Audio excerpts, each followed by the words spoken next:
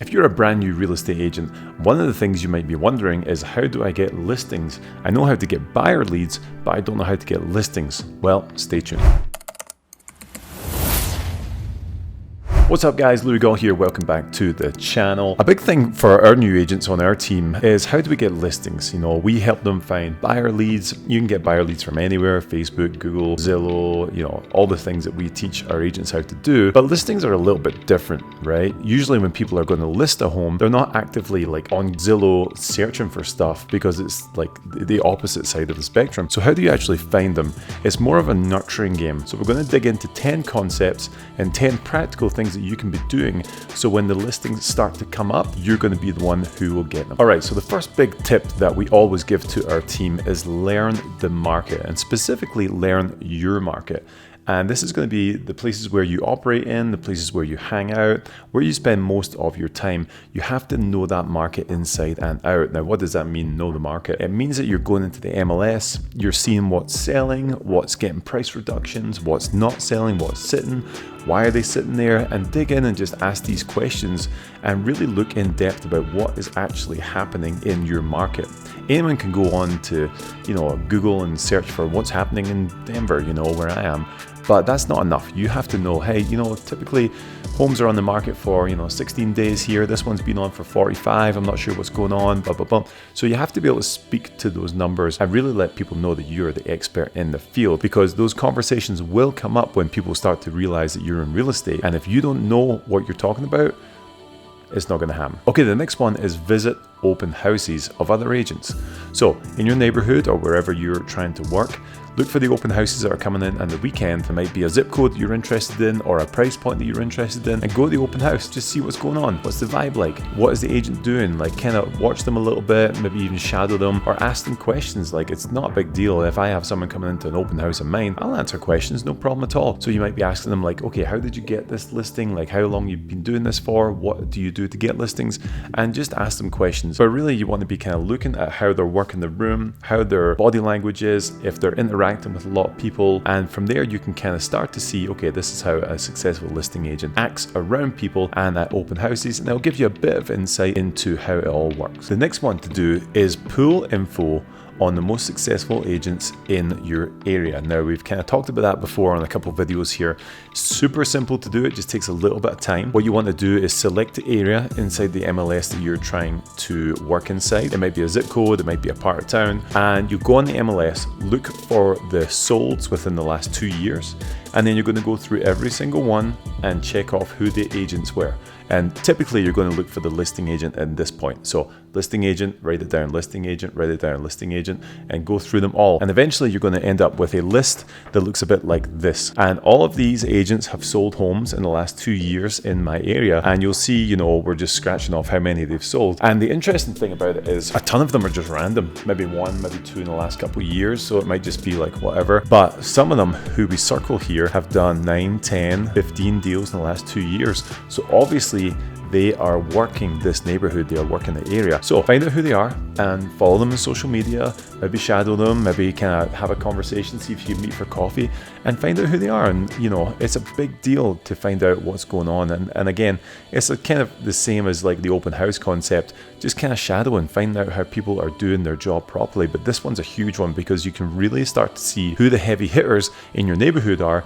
And then I like to follow them on social media. There's other hacks that we can do as well inside of Facebook and stuff, which includes running ads on their page. So there's a lot of kind of sneaky ways that we can get in there, but find out who they are. That's the most important thing. Start following them, start looking at what they're doing, how they're acting, and then go from there. Okay, the next one is more about who's on your team and shadowing the experienced agents. So you might have joined a team or a brokerage or whatever that looks like. Find out who the most successful agents in that team or brokerage are and just start shadowing them. It might be a mentor that you have, it might be someone who brought you into the company, but just ask them if you can shadow them for a day, especially if they're doing more listings. And again, we're finding out what they do. We're repeating the behavior that we see because it's not new. You're not going to figure out something brand new that this is how I get listings. You just want to figure out how people are doing it and then copy what they're doing, and you will start to emulate that success. Trust me, you will do it. I've done the exact same thing by copying others and finding out exactly what they do. So find an experienced agent, ask them if you can follow them around for a day, shadow them, see what they get up to,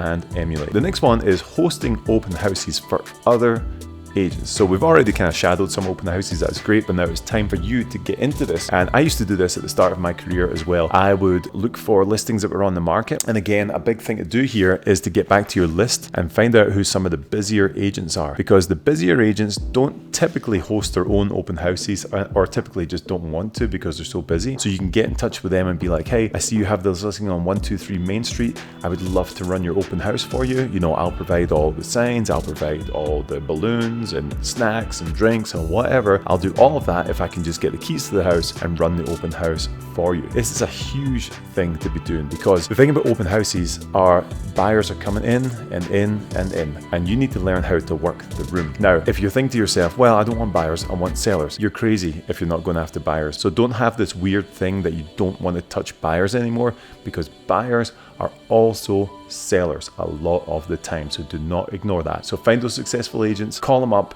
run their open houses and get those leads. And if you don't know how to run an open house, let me know. We have a massive open house handbook that we give to all of our team. I'm happy to share it with you if you've never done one before, and it will show you exactly the blueprint of how to make a successful open house. All right, the next one is digging into past leads, or as we call them, orphans.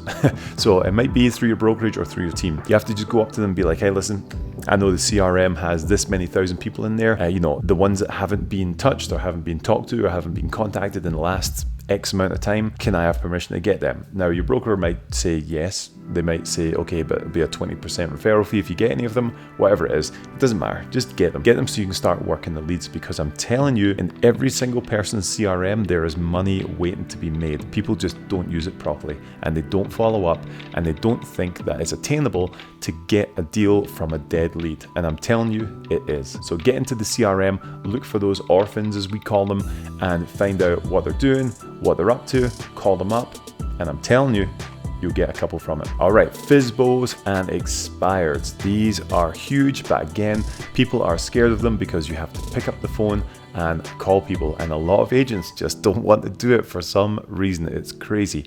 So FSBOs and expireds, you can pull them up on the MLS, obviously no problem, just see who's expired. Again, we have tricks and tips to get the expired, because everyone's calling them up, right? They don't want to actually talk to anyone on the phone after the 35th realtor has called them. So we do something a little bit different, involving a handwritten letter and stuff with our team. So there's a lot you can do for expireds. FSBOs are a little bit different. The easiest way to find FSBOs is to go onto Zillow, look for sale, and then click down by for sale by owner, and then you can pull up your zip code, find all those for sale by owners. Typically, you know, you find out the ones that have been sitting there for longer than the average days on market, and then you can start to market to them. And the biggest thing here is, guys, I can't stress enough, you have to come with value. Don't call up a FSBO and be like every other douchebag agent who's like, hey, so you're like, it just doesn't work that way. You have to go in with value. And again, I keep saying this, but we have scripts. We have a whole handbook on how to deal with FSBOs and how to win them over. One of our team, that's exclusively what he does, and he kills it with FSBOs. But again, it's bringing value, and it's bringing things that you might not think you should be bringing, because you're giving them the answers on how to sell their home themselves. But really what's happening is it becomes so overwhelming. It's like, okay, but it's like, have you got this form? Have you got title in place? Have you got this? And you know, all the things that we know that you need to properly sell a home. And chances are they have 1 out of 10, 2 out of 15 things. And all of a sudden you're providing that value to them. Like, hey, make sure you have this, do this, do this.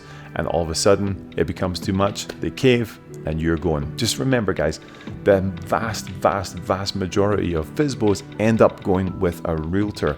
So be the one who provides value, because they will go to you in the end. The next one is your sphere of influence, and I'm going to put a video up in the next week here about a really great tactic on KV Core, how to do this. But you want to reach out to your sphere. Now, that's a little bit of a kind of broad thing to be saying, but what does that really mean? It's not just like one post on Facebook like, hey, I'm a realtor, get in touch if you want to buy or sell. No one cares about that, because they know about 50 other realtors who just got their license too. So you have to stand out and again provide value. That's the thing that you have to keep on doing all the time. If you're not providing value, no one cares. Why should they listen to you? So for your sphere, you should be getting them in front of market reports, in front of videos, in front of all the knowledge that you have. Just put it out there so everyone always knows top of mind that you are the realtor who puts out knowledge and knows what they're talking about in that area. So with your sphere, you have to make sure that they know you and they know exactly what you're doing.